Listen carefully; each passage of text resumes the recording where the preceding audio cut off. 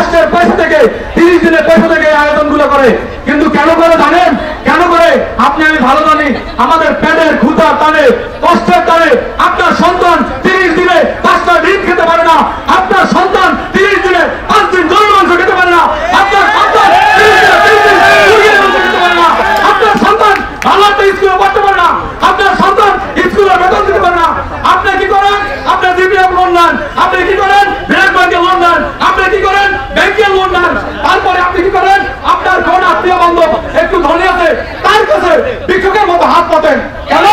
আপনি আমি সরকারি কর্মচারী, এর মতো লজ্জা এই এশিয়ার বুকে আর কোন দেশে নাই।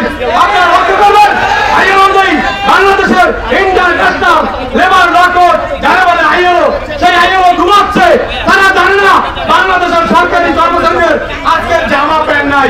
কেন নাই? উলঙ্গ না, উলঙ্গ না, উলঙ্গের মতো কেন?